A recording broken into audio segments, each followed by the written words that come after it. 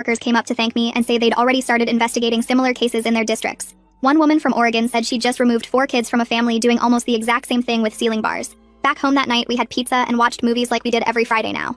My little brother fell asleep with his head on Jean's shoulder, while my older sister painted my baby sister's nails bright purple. Cheryl made popcorn and brought out 5 different kinds of candy, because she said we'd missed too many years of junk food.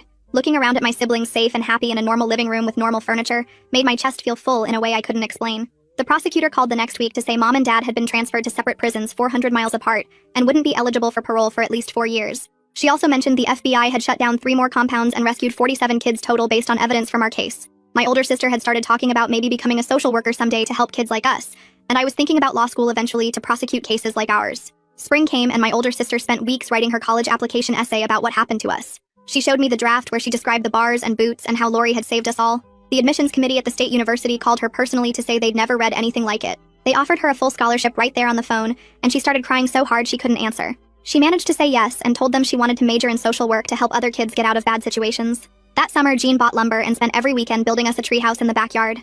Not the weird kind with bars, but a regular one with walls and a floor where you could sit normally. He hammered boards together while we handed him nails and held pieces steady. My little brother painted it blue because that was his favorite color now that he could see colors right side up again. We spent evenings up there playing board games and eating sandwiches that Cheryl passed up through the window. Sometimes we just sat there looking at the stars through the skylight Jean had cut in the roof. The prosecutor called one afternoon to tell us the fake doctors had been sentenced. The main one got his medical license revoked, and 2 years in prison for practicing without proper credentials and child endangerment. The younger assistant who'd helped me that day testified against his partner and got a lighter sentence. He sent me a letter through the prosecutor apologizing for not acting sooner and saying my fake seizure had given him the courage to finally call for help. Reading his apology made something tight in my chest loosen up a little bit. 2 years after our rescue, we looked like any other kids at the school. My little brother tried out for the basketball team and made junior varsity, even though the doctors had said the joint damage might be permanent. He practiced free throws in our driveway every night until his knees ached, but he never complained. During games, I watched him run up and down the court with no sign of the boy who couldn't walk 2 years earlier.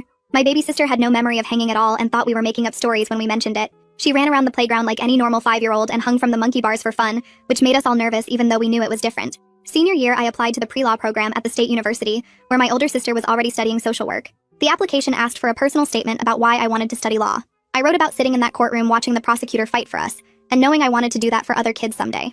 Beth wrote my recommendation letter, and later the admissions counselor told me it was the strongest letter they'd ever received. She'd called me one of the bravest people she'd ever met, and said I'd make an incredible advocate for children. The acceptance letter came in March, and Jean framed it to hang on the wall next to my sister's. Graduation day arrived hot and sunny with the ceremony on the football field. I walked across the stage to get my diploma, and heard Cheryl screaming my name from the bleachers. Jean had brought one of those air horns that made everyone turn around to look. My siblings held up signs they'd made with glitter and markers that said embarrassing things about me being their hero. My little brother's sign had a drawing of me in a superhero cape which he'd worked on for days. After the ceremony, we took about